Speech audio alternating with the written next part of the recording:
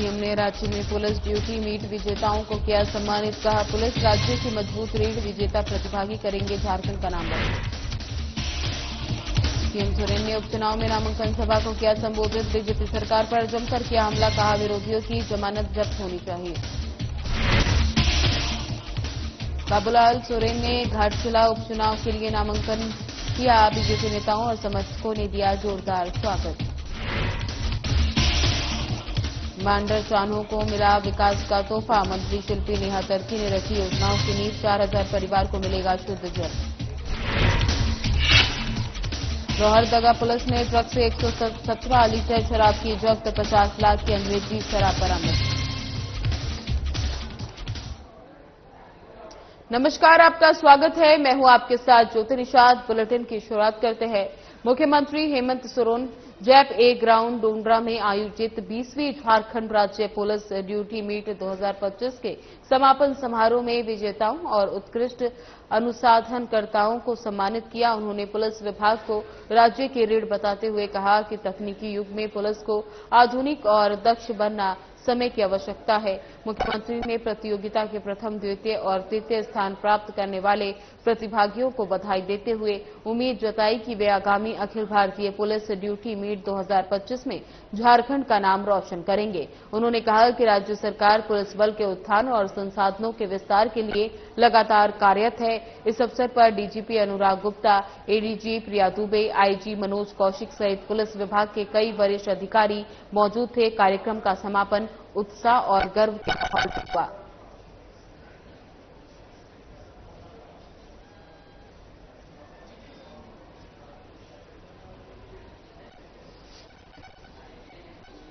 घाटशिला विधानसभा उपचुनाव के नामांकन सभा में मुख्यमंत्री हेमंत सोरेन ने जनसभा को संबोधित करते हुए बीजेपी पर तीखा प्रहार किया। उन्होंने कहा कि उपचुनाव हमारे जैसे दलों के लिए हमेशा चुनौतीपूर्ण होते हैं, क्योंकि ये विशेष परिस्थितियों में होते हैं। उन्होंने गुरुजी और स्वर्गीय रामदास सोरेन के निधन का जिक्र करते हुए कहा कि ये संयोग मात्र नहीं, बल्कि कोई न कोई ताकत ऐसी स्थिति पैदा करती है। मुख्यमंत्री ने झाझमो प्रत्याशी को उम्मीदवार बताते हुए अपील की कि जैसे पिछली बार रामदास सोरेन को ऐतिहासिक जीत दिलाई थी, वैसे ही इस बार सुमेश सोरेन को रिकॉर्ड मतों से विजयी बनाएं। उन्होंने कहा कि विरोधियों का खाता भी नहीं खुलना चाहिए और उनकी जमानत जब्त होनी चाहिए। हेमंत सोरेन ने विपक्ष पर तंज कसते हुए कहा कि सुना है एक दर्जन मुख्यमंत्री यहाँ है, लेकिन इस राज्य में जनता के लिए एक ही मुख्यमंत्री काफी है।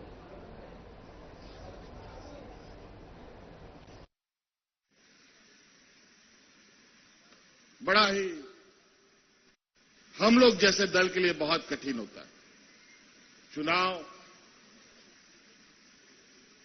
5 बछर में चुनाव आयोग के नियम के अनुसार होता है, लेकिन उपचुनाव किसी विशेष परिस्थिति में होता है। रामदास दा हम लोग के बीच में नहीं रहे।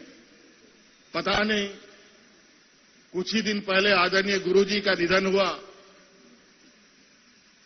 कुछ दिन के बाद रामदास दा भी उनके पीछे पीछे चल दिए और दोनों एक ही जगह।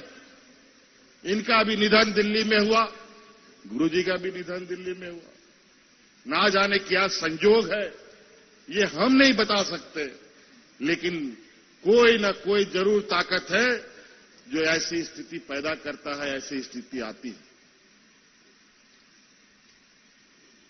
तो आज ये चुनाव में हमने सोमेश बाबू को प्रत्याशी बनाया है। आप जिस तरीके से आप लोगों ने पिछले बार ऐतिहासिक रिकॉर्ड मत के साथ घाटशिला के इतिहास में पहली बार 20-22 हजार से अधिक वोट से आपने रामदास दा को जिताया, इस बार ऐसा वोट करना है कि अपना अगला जो विरोधी प्रत्याशी है, उन लोग का खाता भी नहीं खुला हो जाना चाहिए।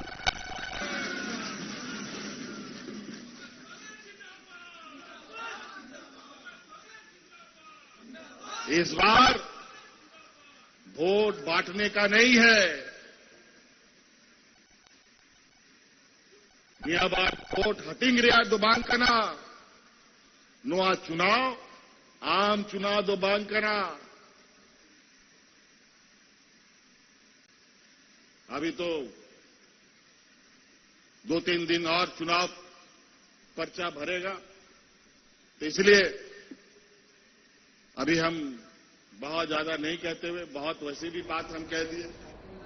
घाटशिला विधानसभा उपचुनाव के लिए बीजेपी उम्मीदवार बाबूलाल सोरेन ने आज अपनी नामांकन दाखिल करते हुए नामांकन के दौरान भारी संख्या में बीजेपी कार्यकर्ता और समर्थक मौजूद रहे। इस मौके पर मुख्यमंत्री चंपई सोरेन, बीजेपी प्रदेश अध्यक्ष बाबूलाल मरांडी, आजसू प्रमुख सुदेश महतो, भाजपा के राष्ट्रीय कार्यकारी अध्यक्ष आदित्य साहू, जदयू विधायक और पूर्व मंत्री रामचंद्र सहित उपस्थित थे। वरिष्ठ नेताओं ने उम्मीदवार का उत्साह बढ़ाते हुए कार्यकर्ताओं से एकजुट होकर चुनावी मैदान में उतरने का आह्वान किया। समर्थकों ने झंडे और नारेबाजी के साथ उत्साहपूर्वक स्वागत किया। उपचुनाव को लेकर घाटशिला क्षेत्र में राजनीतिक सरगर्मी तेज हो गई है। सभी दल रणनीति बनाने और समर्थकों को लामबंद करने में जुटे हैं। विकास, सड़क, शिक्षा और स्थानीय मुद्दे इस चुनाव के प्रमुख विषय बनकर उभर रहे हैं। क्षेत्र में चुनावी माहौल पूरी तरह गर्म है। तो भारतीय जनता पार्टी को वोट देना है, यही मैं आज आप सबसे कह रहा हूं। चारों तरफ हो रही है, घुसपैठिए हो रहा है। झारखंड में मैं इतना ही कहूंगा, अभी आपको यहां के बारे में बता रहे थे, झारखंड में सबसे पहले हमारे आदिवासी भाई बहनों की आबादी 1951 में जब सेंसस हुआ था, उस समय जब जनगणना हुआ था, उस समय मोदी जी प्रधानमंत्री नहीं थे, उस समय भारतीय जनता पार्टी तो बना भी नहीं था, उस समय जनगणना हुआ था। तो उस समय इस देश में आदिवासियों की आबादी झारखंड में 36% थी, लेकिन आज 2011 में जब जनगणना हुआ, उस समय भी बीजेपी की सरकार नहीं थी, उस समय भी मोदी जी प्रधानमंत्री नहीं थे, और उस समय जनगणना हुआ तो मात्र 26% बचे हैं, अर्थात 10% की आबादी इन आजादी के 50 वर्षों में कम हो गई। आखिर ये कहां चले गए, कैसे कम हुए और किनकी आबादी ये बढ़ी है? तो ये इस राज्य में हम सबको विचार करना है। और आज घुसपैठ के कारण आबादी यहां बढ़ती जा रही है, बांग्लादेशी घुसपैठियों की, रोहिंग्या मुसलमानों की, और झारखंड सरकार उनको वोटर बना करके, उनको राशन कार्ड दे करके, उनको जमीन में बसा रहे हैं, उनको निकालने की बात नहीं करते हैं, क्योंकि उनके लिए वो वोट देने का काम करते हैं। और इसीलिए मैं आप सब लोगों से ये कह रहा हूं, हमें जमीन को बचाना है, यहां की बहु बेटियों को बचाना है, तो आप भारतीय जनता पार्टी को साथ देना, वोट देना, यही मैं निवेदन, यही मैं अपील करने के लिए आया हूं। और भारतीय जनता पार्टी झारखंड के हितैषी है। अब याद करिए, हम सब लोग जब अलग राज्य के लिए यहां लड़ाई कौन लड़ रहे थे? अग्रिम पंक्ति में हमारे आदिवासी, मूलवासी भाई बहनें हुआ करते थे, और सब नारा क्या हम लोग लगाते थे? याद करिए, अबो बाबोन बतावा, झारखंड राजबोना था। दिल्ली दीपावली के अवसर पर मांडर और चान्हो प्रखंड की जनता को करोड़ों की योजनाओं के तोहफा मिला है। कृषि, पशुपालन और सहकारिता मंत्री शिल्पी नेहा तर्की ने ससोई ग्रामीण जलापूर्ति पाइप शिफ्टिंग योजना और चान्हो के सोनी चिपी टाना भगत आश्रम परिसर में गेस्ट हाउस, शहरी दीवारी और सौंदर्यीकरण कार्य का शिलान्यास किया। इस जल आपूर्ति योजना से मंडार प्रखंड के 4 पंचायतों के 8 गांवों के लगभग 4000 परिवारों को शुद्ध पेयजल मिलेगा। मंत्री ने कहा कि मंडार क्षेत्र के विकास और टाना भगतों के अधिकारों के लिए सरकार प्रतिबद्ध है। पूर्व मंत्री बंधु तर्की ने कहा कि टाना भगत विकास प्राधिकरण का पुनर्गठन आवश्यक है और समाज को अपने अधिकारों के लिए एकजुट रहना चाहिए। कार्यक्रम में 8 जिलों के टाना भगत और कई गणमान्य लोग उपस्थित रहे।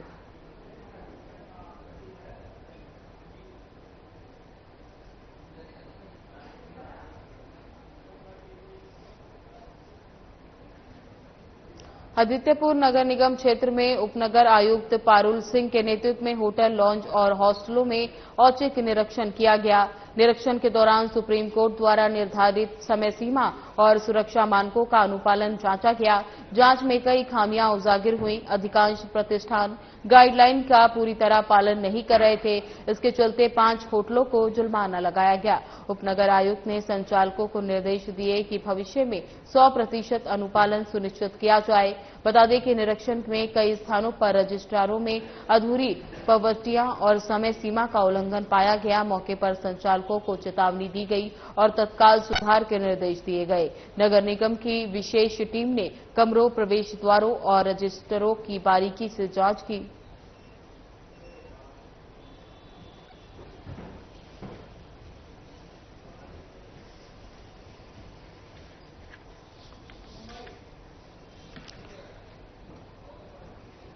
आपको बता दें कि आदित्यपुर नगर क्षेत्र में उपनगर आयुक्त पारुल सिंह के नेतृत्व में होटल, लॉज और हॉस्टलों में औचक निरीक्षण किया गया। निरीक्षण के दौरान सुप्रीम कोर्ट द्वारा निर्धारित समय सीमा और सुरक्षा मानकों का अनुपालन जांचा गया। जांच में कई खामियां उजागर हुई। अधिकांश प्रतिष्ठान गाइडलाइन की पूरी तरह पालन नहीं कर रहे थे। इसके चलते 5 होटलों को जुर्माना लगाया गया। उपनगर आयुक्त ने संचालकों को निर्देश दिए कि भविष्य में 100% अनुपालन सुनिश्चित किया जाए। बता दें कि निरीक्षण में कई स्थानों पर रजिस्ट्रों में अधूरी प्रवृत्तियां और समय सीमा का उल्लंघन पाया गया। मौके पर संचालकों को चेतावनी दी गई और तत्काल सुधार के निर्देश दिए गए। नगर निगम की विशेष टीम ने कमरों, प्रवेश द्वारों और रजिस्ट्रों की बारीकी से जांच की।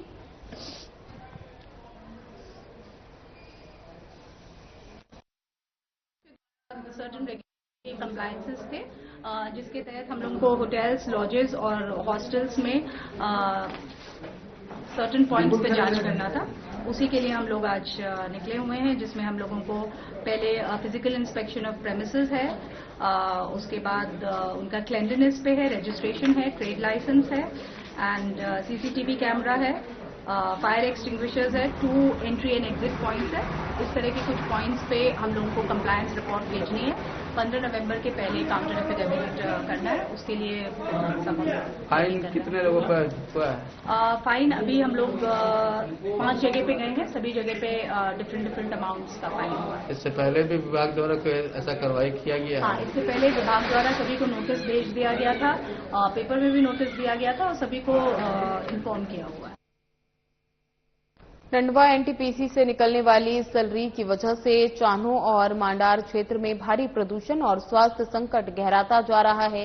हाईवा से रस्ती सलरी सड़क पर गिरकर फिसलन पैदा कर रही है, जबकि सूखा सलरी डस्ट हवा में उड़कर श्वसन संबंधी बीमारियों का कारण बन रही है। स्थानीय लोगों ने प्रशासन और जनप्रतिनिधियों की चुप्पी पर कड़ी नाराजगी जताई है। वे सवाल कर रहे हैं कि कब तक इस प्रदूषण को नजरअंदाज किया जाएगा और असुरक्षित परिवहन पर कार्रवाई होगी।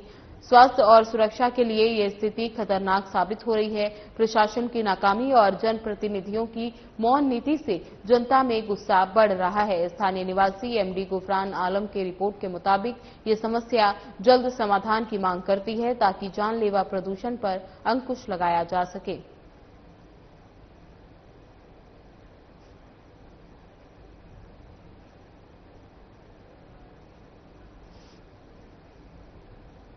कूड़ू थाना पुलिस ने वाहन जांच अभियान के दौरान एक ट्रक से 117 लीटर अंग्रेजी शराब बरामद कर बड़ी सफलता हासिल की। पुलिस अधीक्षक सादिक अनवर रिजवी ने प्रेस वार्ता में बताया कि ट्रक से ब्लू विस्की की कुल 282 बोतलें जब्त की गई हैं, जिन पर मध्य प्रदेश में बिक्री हेतु लिखा था। बरामद शराब की अनुमानित कीमत करीब 50 लाख रुपए बताई जा रही है। पुलिस ने मौके से चालक राजेश कुमार निवासी बरवाडी को गिरफ्तार किया। मामले में धारा 273, 292, 317 और उत्पाद अधिनियम के तहत प्राथमिकी दर्ज कर जांच शुरू कर दी गई। एसपी रिजवी ने कहा कि लोहारदगा पुलिस अवैध शराब और मादक पदार्थों की तस्करी के खिलाफ लगातार कार्रवाई कर रही है। कूड़ू थाना पुलिस की तत्परता से शराब तस्करी की बड़ी साजिश का भांडाफोड़ हुआ है।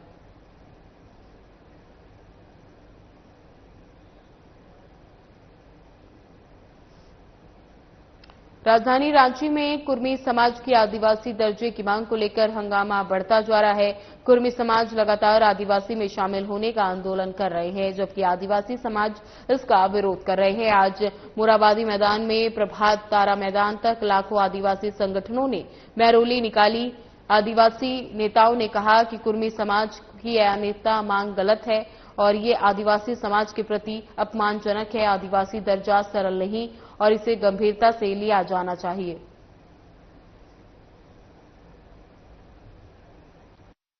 बचाओ मोर्चा के आह्वान पर पूरे झारखंड के तमाम आदिवासी संगठनों के द्वारा आदिवासी हुंकार रैली का घोषणा था। आज उसी के उपलक्ष्य में आज हम लोग तमाम आदिवासी भाई बहन मिलकर के आदिवासी एकता का परिचय देने के लिए जा रहे हैं। और निश्चित रूप में जो झारखंड प्रदेश में जो चल रहा है ये गलत हो रहा है और यहाँ के सत्ता पक्ष हो या विपक्ष हो, सारे लोग राजनीति कर रहे हैं यहाँ के आदिवासी समाज के साथ में, और इसका हम निंदा करते हैं। और समझ में आ रहा है कि सत्ता पक्ष के सारे विधायक मौन है इस मामला पर। इससे भी साफ जाहिर होता है कि अंदर अंदर ये लोग वोट की राजनीति कर रहा है। आज हम अनुसूचित जनजातियों का जो है हक, अधिकार, अस्मिता जो है, आज हमारा जो ऐतिहासिक जो है उन तमाम चीजों को हमारे कुर्मी और कुर्मी के द्वारा आज हम लोग को उसको छिन्न भिन्न करने का प्रयास किया जा रहा है और वो अपने आप को आदिवासी घोषित कर रहे हैं।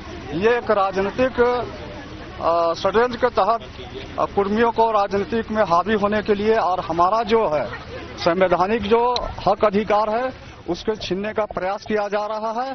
और हमारी जो है धर्म संस्कृति उसको भी उन लोगों के द्वारा बदलने का प्रयास किया जा रहा है, जिसके कारण से आज हम तमाम जितने भी हैं झारखंड राज्य के अलावा और जितने भी हमारे राज्य के हैं तमाम लोग जो है आदिवासी जो हैं वो सभी को हम लोग आज प्रभात तारा मैदान में हम लोग वहां पर जुटेंगे। रांची में महानगर छठ पूजा समिति का विधिवत गठन किया गया। ग्रामीण विकास मंत्री दीपिका पांडे सिंह और लोहरदंगा विधायक डॉक्टर रामेश्वर उरांव को समिति का मुख्य संरक्षक चुना गया। आलोक कुमार दुबे को अध्यक्ष पद पर मनोनीत किया गया। समिति ने आगामी छठ महापर्व की तैयारियां शुरू कर दी हैं। पर्व को स्वच्छ, सुरक्षित और श्रद्धालुओं के लिए सुविधाजनक बनाने के लिए नगर निगम और जिला प्रशासन के साथ समन्वय स्थापित किया जाएगा ताकि रांचीवासियों के लिए छठ पर्व गरिमामय और सफल हो सके।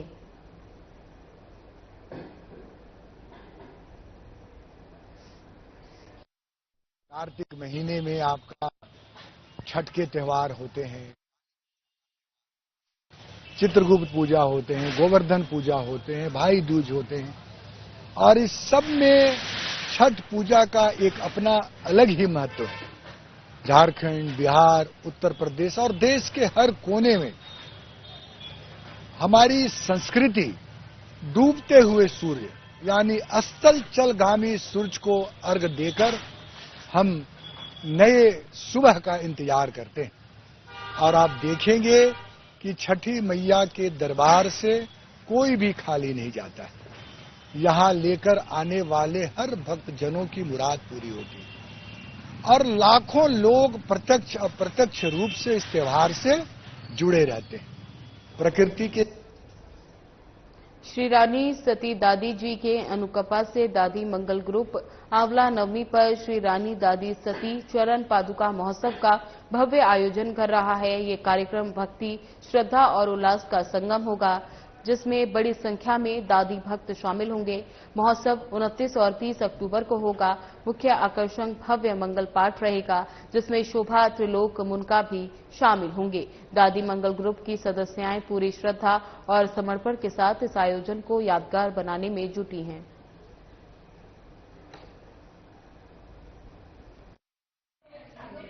हम लोग इसमें दादी जी के चरणों की स्थापना करवा रहे हैं।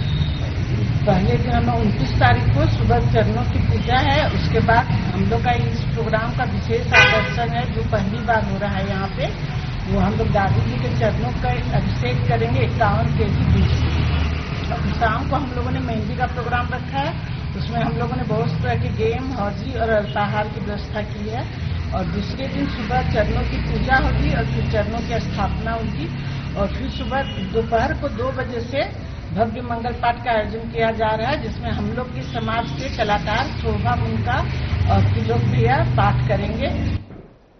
हजारीबाग में छठ महापर्व की तैयारियां जोरों पर हैं। मत्स्य जीव सहयोग समिति ने शहर की झील की सफाई अभियान चलाया है। समिति के सदस्यों ने झील में कचरा, जलकुंभी हटाई और पानी में नमक, हल्दी व पोटाश छिड़का। इसका उद्देश्य छठ व्रतियों के लिए स्वच्छ और संक्रमण मुक्त पानी सुनिश्चित करना है, ताकि अर्घ्य देते समय कोई त्वचा या जल जनित रोग न हो। समिति हर वर्ष ये परंपरा निभाती है। स्थानीय लोगों ने भी समिति के प्रयासों की प्रशंसा की और इसे पर्यावरण और धार्मिक पवित्रता के लिए जरूरी बताया।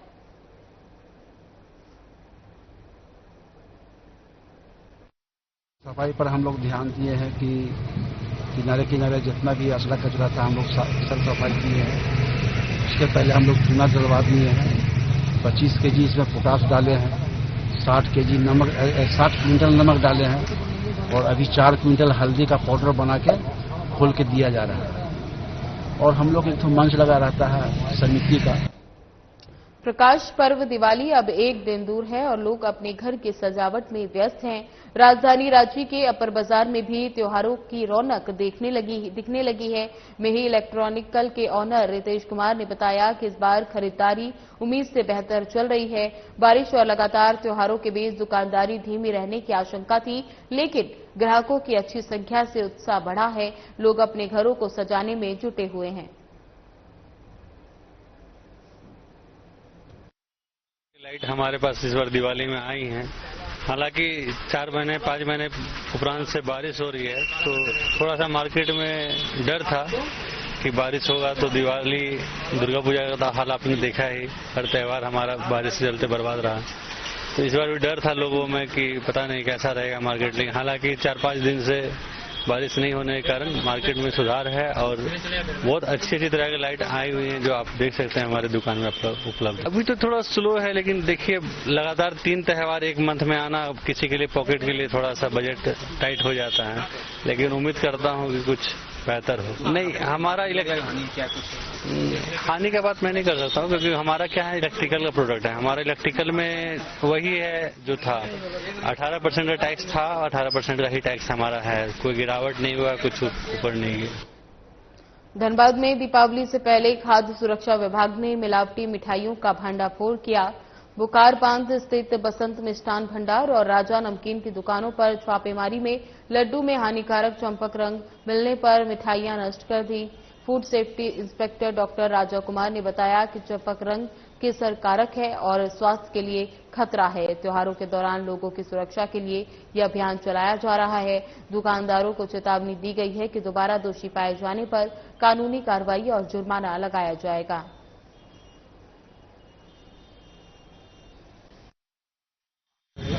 आगामी जो दीपावली और छठ पर्व को देखते हुए उपायुक्त धनबाद के निर्देश है कि जो भी मिलावट कर रहे हैं उस पर कड़ी निगरानी रखी जाए और किसी भी तरह का मिलावट पाए जाने पर कड़ी कार्रवाई की जाए। तो इसी के आलोक में आज हम लोग यहाँ पर बुकार बांध में किसान भंडार और यहाँ राज नमकीन में स्पॉट पर जांच कर रहे हैं। धनबाद उत्पाद विभाग को दीपावली से पहले बड़ी सफलता मिली है। विभाग की टीम ने तेलुतुलमारी थाना क्षेत्र के तीलाटांड में संचालित अवैध मिनी शराब फैक्ट्री का भांडाफोड़ किया। वहीं सोनारडीह में सूरज महतो के घर से 50 पेटी नकली शराब जब्त की गई। अधिकारी अमित कुमार ने बताया कि गुप्त सूचना के आधार पर की गई छापेमारी में 800 लीटर कच्चा स्वेप्ट, नकली रैपर, बोतलें और मशीनें बरामद हुई हैं। फैक्ट्री में नामी ब्रांड की नकली शराब तैयार की जा रही थी। जब्त सामान की कीमत लगभग 25 लाख रुपए आंकी गई है। त्योहारों को देखते हुए अभियान तेज किया गया है।